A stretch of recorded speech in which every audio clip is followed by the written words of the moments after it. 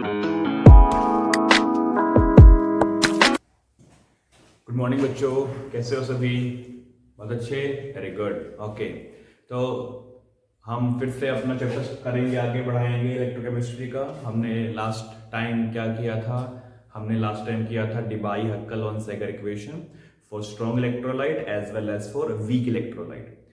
और हमने उस इक्वेशन की हेल्प से लैम्डा एम इंफिनिटी फाइंड किया था। That means molar conductivity at infinite dilution.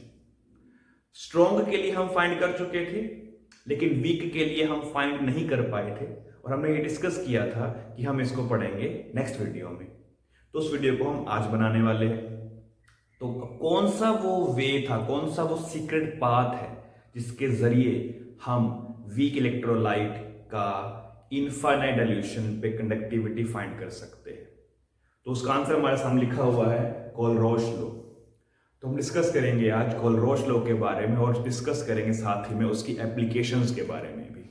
तो ये लॉ क्या कहता है? बहुत सिंपल लॉ है ये कहता है कि जो आपका इलेक्ट्रोलाइट है, उस इलेक्ट्रोलाइट की इनफाइनाइट डाइल्यूशन पे जो कंडक्टिविटी होगी वो उसके इंडिविजुअल आयंस की कंडक्टिविटीज का सम होगा। फॉर एग्जाम्पल, मान लेते हैं conductivity of A B at infinite dilution is equal to हो conductivity of A N positive plus conductivity of B N negative, and वो भी किस पे होगी? At infinite dilution. तो इसे हम कहेंगे Kohlrausch law of independent conductivities, independent ion conductivities. समझ रहे हो बात ये वाली सभी? Very good. तो ए बी में जो आयन, ए बी कंपाउंड में आयंस होंगे A N positive be N negative, उनसे जो कंडक्टिविटी बनेगी that will be the sum of the conductivities of electrolyte. चलिए इसको आप लिखते स्टेटमेंट की फॉर्म में। ये कहता है conductivity, or I will say molar conductivity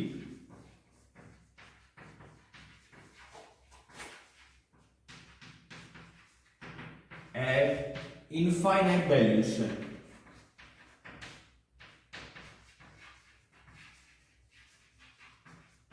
of electrolyte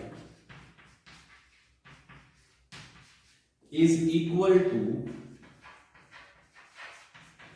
the sum of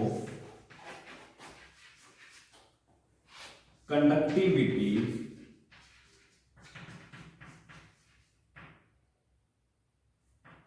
of its ions at infinite dilution।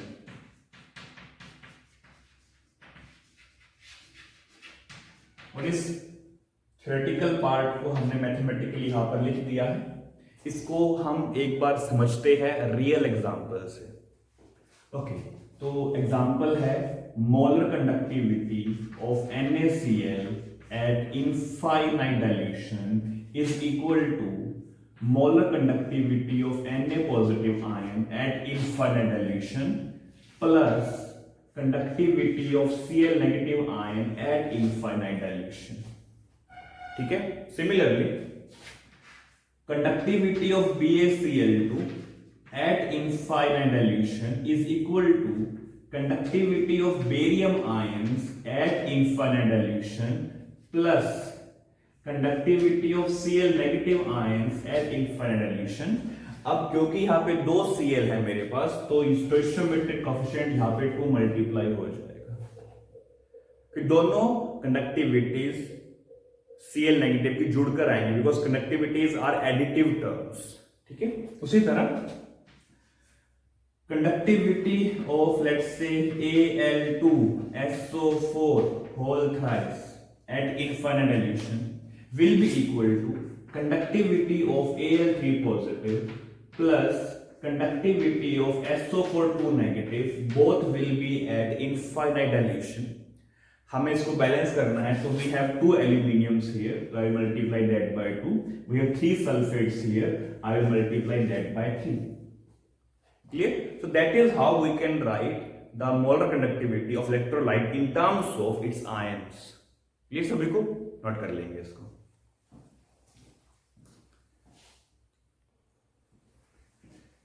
तो बच्चों अभी हमने पढ़ा कि कोलरोश लॉ मोलर कंडक्टिविटीज पे किस तरह एप्लीकेबल है। अब कोलरोश लॉ को देखते हैं कि इक्विवेलेंट कंडक्टिविटी पे वो किस तरह एप्लीकेबल होगा। स्टेटमेंट हम लिख चुके हैं, डेफिनेशन हम लिख चुके हैं, हम अब सिर्फ मैथमेटिकल पार्ट लिखने वाले हैं। Okay, so let's say I want to find equivalent conductivity of NaCl at infinite dilution, that will be equal to equivalent conductivity of Na positive ion at infinite dilution plus equivalent conductivity of Cl negative ions at infinite dilution। Clear सबको बात ये वाली? Okay, एक और देखिए, equivalent conductivity of barium chloride at infinite dilution will be equal to equivalent conductivity of barium 2 positive ion at infinite dilution plus equivalent conductivity of Cl negative ions at infinite dilution। बस इतना ही रहेगा। ये स्टोइचियोमेट्रिक coefficient यहां पर multiply नहीं होगा, क्यों नहीं होगा उसके बारे में बात करेंगे।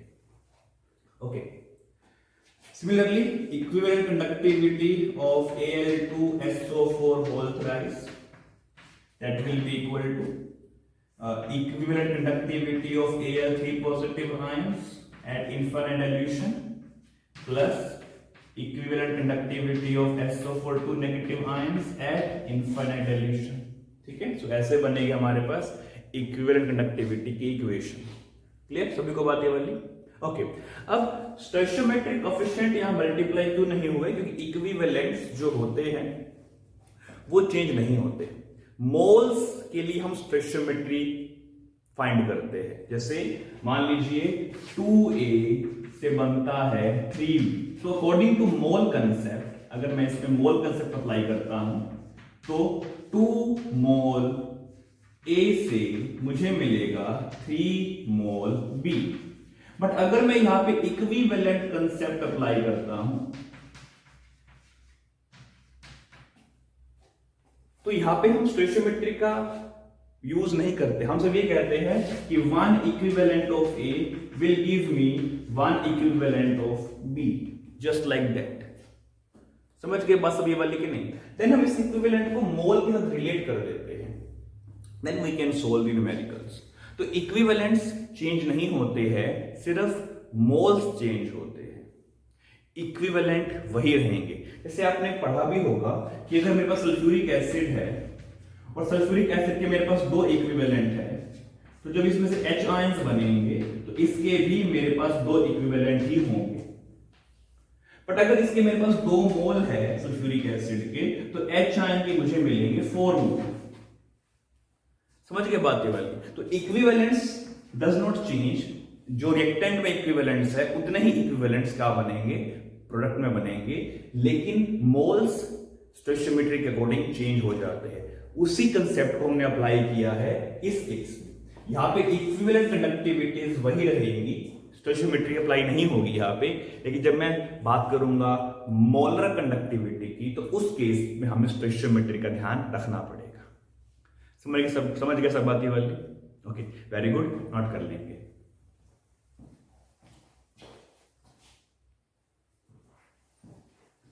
ओके बच्चे, तो अब एक न्यूमेरिकल ट्राई करते हैं जो कंसेप्ट हमने पढ़ा। तो न्यूमेरिकल कुछ इस तरह से है, calculate lambda M infinity of magnesium sulphate comma lambda EQ infinity of magnesium sulphate comma lambda EQ infinity of Mg2 positive and lambda EQ infinity of SO4 negative if lambda m infinity of Mg2 positive is 106 and lambda m infinity of SO4 negative is 160 Siemens cm square per mole। तो हमें equivalent conductivity निकालनी है, हमें molar conductivity निकालनी है electrolyte की, plus हमें equivalent conductivity निकालनी है पर आयन की। क्लियर? चलिए स्टार्ट करते हैं क्वेश्चन को। Let's solve that.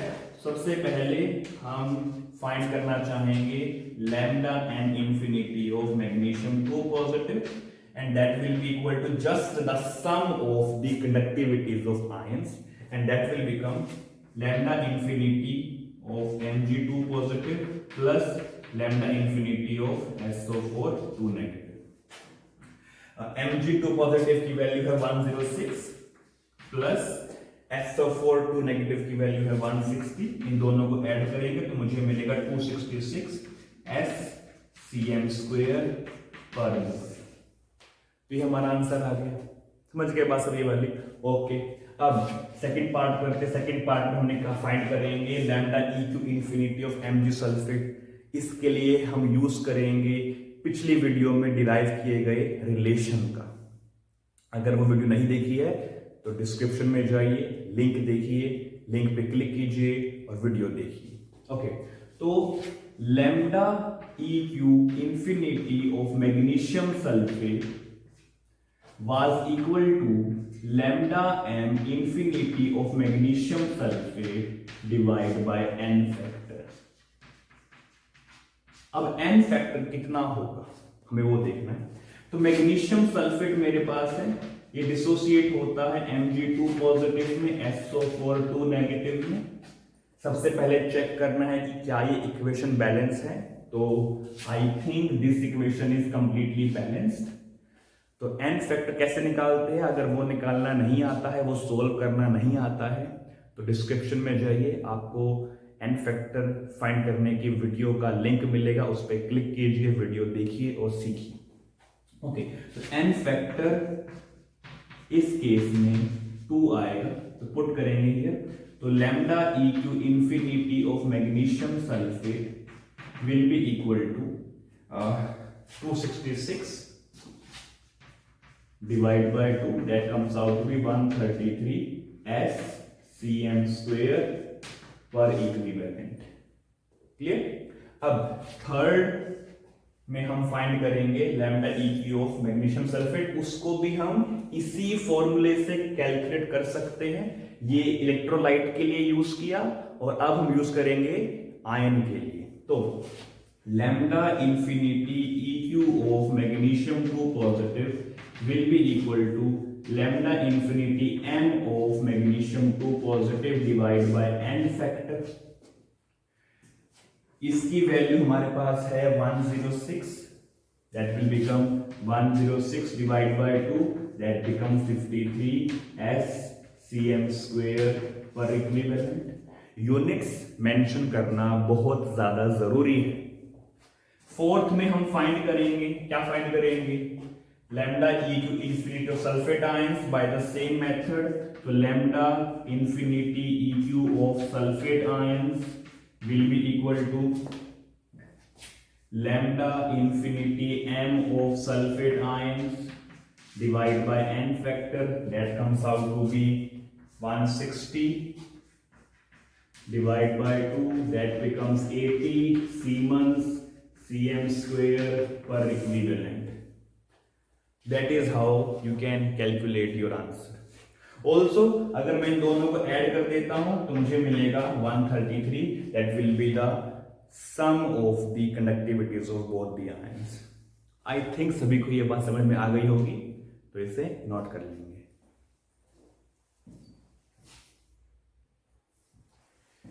ओके बच्चे, तो वीडियो के नेक्स्ट पार्ट की तरफ चलते हैं। हमारा नेक्स्ट पार्ट है एप्लीकेशंस ऑफ कोलरोच लॉ। हम पढ़ेंगे 3 एप्लीकेशंस के बारे में। सबसे पहले हम फाइंड करेंगे lambda m infinity for weak electrolyte, जो हम डिबाई हक्कल और सैगर इक्वेशन में नहीं कर पाए थे।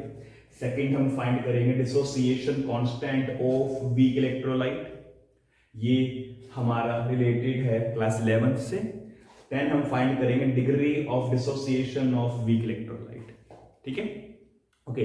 सबसे पहले हम चलते हैं इसकी तरफ, फर्स्ट पॉइंट की तरफ।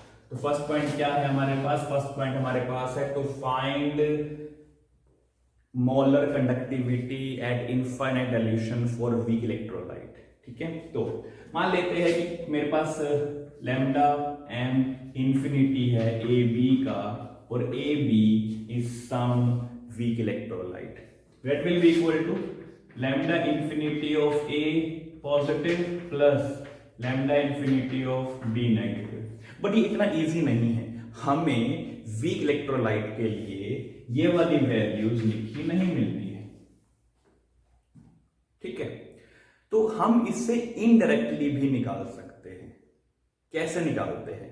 देखिए, whenever we are trying to find the conductivity, we always find conductivity of complete electrolyte during experiment। तो दो तीन अलग अलग तरह के इलेक्ट्रोलाइट की कंडक्टिविटीज हम एक्सपेरिमेंट के थ्रू निकाल लेते हैं। Then on some rearrangement of addition and subtraction हम इंडिविजुअल आयंस की कंडक्टिविटी निकालते हैं। देन उन इंडिविजुअल आयंस की कंडक्टिविटीज को ऐड करके हम किसी फोर्थ तरह के इलेक्ट्रोलाइट की कंडक्टिविटी को निकाल सकते हैं। समझे बात ये वाली? तो मैं रिपीट कर रहा हूं, we can not find conductivity of individual ions experimentally in the solution. We always find the conductivity of whole electrolyte in the solution during experiment। तो लेट्स से एक्सपेरिमेंट हमने किया, तो मेरे पास है कंडक्टिविटी ऑफ AC, मेरे पास है conductivity of CB, not CB, let's say मेरे पास है कंडक्टिविटी ऑफ पहले लेते AD के बाद मेरे पास कंडक्टिविटी है CB की, एंड देन मेरे पास कनेक्टिविटी है CB की। समझ गया बात ये वाली? तो lambda m infinity of AD हमें लिखा मिला है लेट्स से 100 SCm² पर मोल। देखिए, AD, CB और CD तीनों के तीनों स्ट्रॉन्ग इलेक्ट्रोलाइट है, क्योंकि स्ट्रॉन्ग इलेक्ट्रोलाइट के लिए मोलर कंडक्टिविटी हम डिबाई-हक्कल ऑन-सैगर इक्वेशन से फाइंड कर सकते हैं, लेकिन वीक इलेक्ट्रोलाइट के लिए हम नहीं फाइंड कर सकते। तो पहली इंपॉर्टेंट बात ये है कि, और क्रूशियल बात है ये, इंपॉर्टेंट एंड क्रूशियल बोथ, कि these AD, CB and CD must be strong electrolyte। ठीक है, स्ट्रॉन्ग इलेक्ट्रोलाइट है तो हम DHO यानी कि डिबाई-हक्कल ऑन-सैगर इक्वेशन से we can find their conductivities. ठीक है, we can find their conductivities.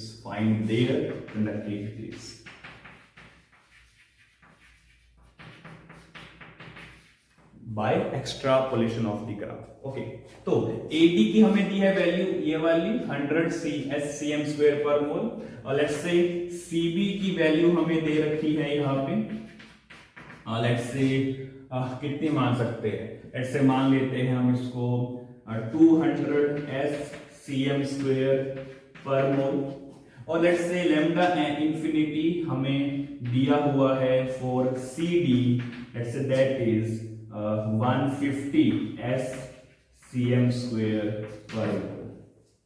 ठीक है, तो स्ट्रॉन्ग इलेक्ट्रोलाइट्स की कंडक्टिविटीज हमने फाइंड कर ली फ्रॉम DHO इक्वेशन। हमें फाइंड करनी है वीक इलेक्ट्रोलाइट AB की कंडक्टिविटी। तो क्या करेंगे, ध्यान देंगे जरा, मुझे ये वाला पार्ट इरेज करना होगा to solve it completely. Let me just do the pleasure. Okay, ध्यान देंगे, इन तीनों को मैं ओपन कर रहा हूं, इसको और इसको ओपन करता हूं, तो lambda infinity m of D हमारे पास होगा lambda infinity of A positive plus lambda infinity of B negative. Lambda infinity of CB हमें मिला है lambda infinity of C positive plus lambda infinity of B negative. Also lambda infinity of CD check करते, that will be lambda infinity of C positive plus lambda infinity of D minus. इसे 1 कह देते हैं, इसको 2 कह देते हैं, इसे 3 कह देते हैं, और लेट्स से इसको मैं कैपिटल A कह देता हूं इक्वेशन की फॉर्म में। मुझे क्या करना है, मुझे इन तीन इक्वेशन को इस तरह से रीअरेंज करना है कि मुझे इक्वेशन A मिले। ठीक है, तो मैं काम करता हूं, मैं 1 और 2 को ऐड करके 3 को सब्ट्रैक्ट कर देता हूं। समझे बात नहीं वाली?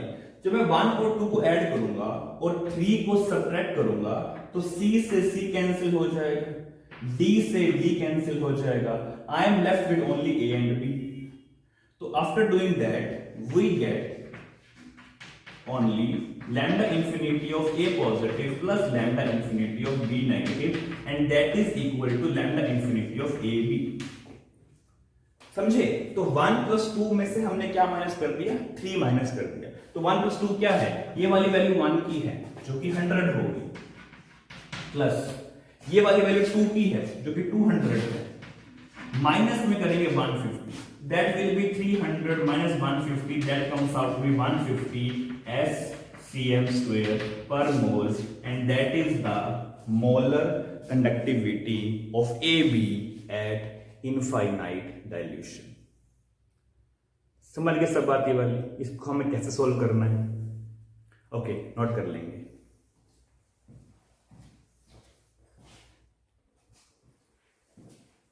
Okay, बच्चे, तो let's try to find the second application, that is to find the dissociation constant for weak electrolyte. Okay, तो let's say मेरे पास एक weak electrolyte है। I think सभी जानते होंगे weak electrolyte का मतलब क्या होता है, which dissociate partially. तो let's say मेरे पास electrolyte है AB, ये AB 1:1 का electrolyte है, तो एक पार्ट A का है, एक पार्ट B का, इसे कहते हैं 1:1 electrolyte। मेरे पास AB2 भी हो सकता है, तो दैट विल बिकम 1:2 इलेक्ट्रोलाइट।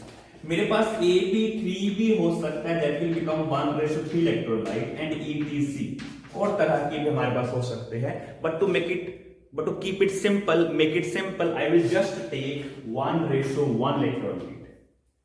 ठीक है? ओके, इस पे ध्यान देंगे। अगर आप ये समझ आते हैं तो आप इन दोनों को भी इजीली फाइंड कर सकते हैं।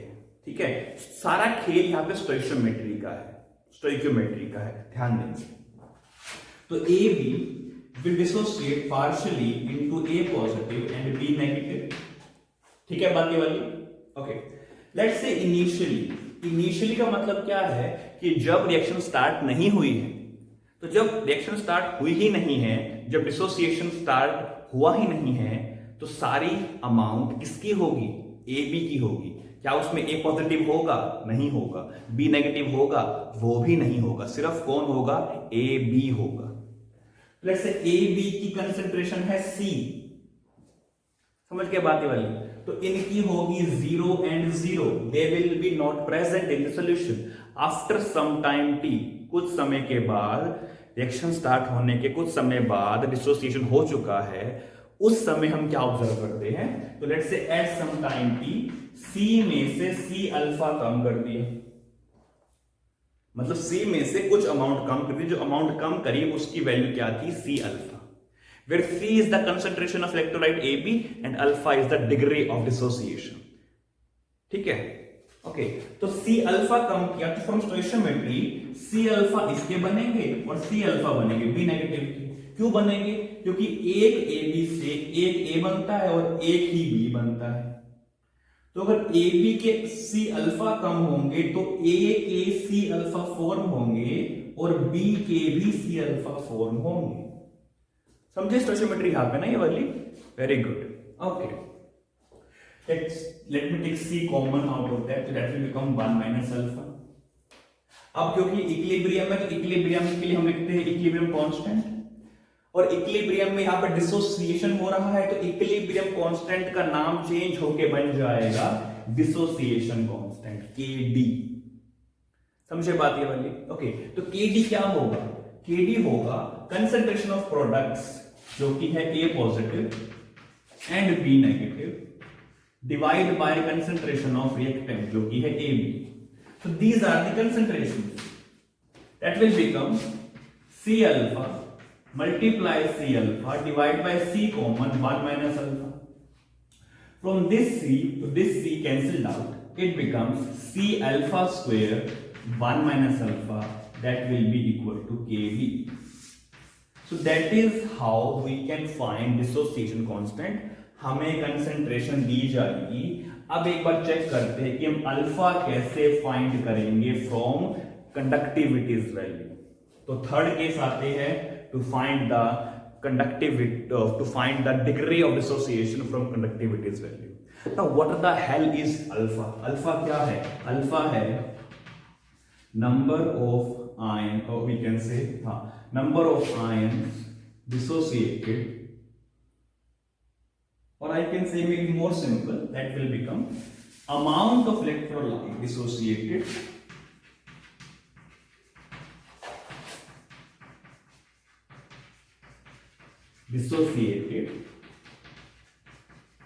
divided by total amount of electrolyte.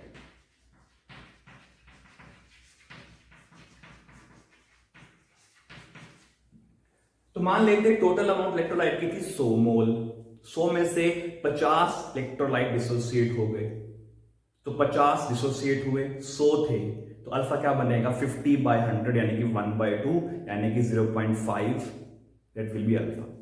ठीक है, अब ध्यान देंगे, बिल्कुल ध्यान देंगे इस बात पे। बात ये है कि सभी आयंस से जो कंडक्टिविटी क्रिएट होगी that will be the maximum conductivity, yes और नो, यस ना, ओके। तो सभी आयंस से जो कंडक्टिविटी क्रिएट होगी that will be equal to the highest level of conductivity, और उस हाईएस्ट लेवल ऑफ कंडक्टिविटी को हम क्या सिंबल देते हैं, हम उसे कहते हैं conductivity of electrolyte at infinite dilution. तो टोटल अमाउंट ऑफ इलेक्ट्रोलाइट से जो कंडक्टिविटी क्रिएट होगी that will be proportional to lambda N infinity. तो टोटल अमाउंट ऑफ इलेक्ट्रोलाइट, थोड़ा शॉर्ट फॉर्म भी जरूर करनी पड़ती है हमको यूज यहाँ पे। सेकेंड केस, कुछ इलेक्ट्रोलाइट डिसोसिएट हुआ, तो कुछ डिसोसिएट हुआ तो that will not be maximum level of conductivity, को कम लेवल रहेगा। कितना डिसोसिएट हुआ वो डिपेंड करेगा कंसंट्रेशन पे, कितनी कंडक्टिविटी क्रिएट हुई वो डिपेंड करेगा कंसंट्रेशन पे। तो सम अमाउंट ऑफ इलेक्ट्रोलाइट से जो कंडक्टिविटी क्रिएट होगी वो प्रोपोर्शनल होगी लैम्डा एम सी के, फिर lambda M C is the conductivity of electrolyte at specific concentration. तो अगर मैं इस प्रोपोर्शनैलिटीज को यहां पुट करता हूं तो अल्फा मेरे पास बनता है lambda M C divide by lambda M infinity. So this becomes the formula to calculate alpha. Alpha हम यहां से फाइंड करेंगे, अल्फा की वैल्यू को यहां पुट करेंगे, हमारे पास केडी आ जाएगा। केडी क्या है, dissociation constant for weak electrolyte. तो हमने तीनों एप्लीकेशंस यहां पे कर ली हैं। अगर कोई डाउट आता है तो please ask me in the comment section, I will be waiting there. So ऐसे नोट कर लेंगे।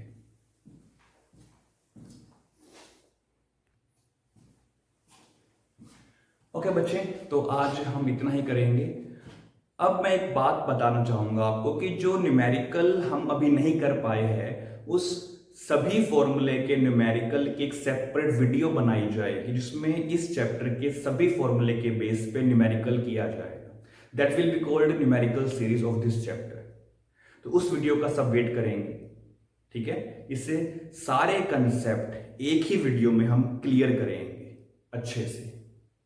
ओके, तो अगर ये वीडियो पसंद आई है तो इसे लाइक करेंगे, शेयर करेंगे, सब्सक्राइब करेंगे चैनल को, और जिसको चैनल के बारे में नहीं पता उससे अवेयर करेंगे by sharing the channel. Okay, so thank you for viewing, stay healthy, be safe and by two all.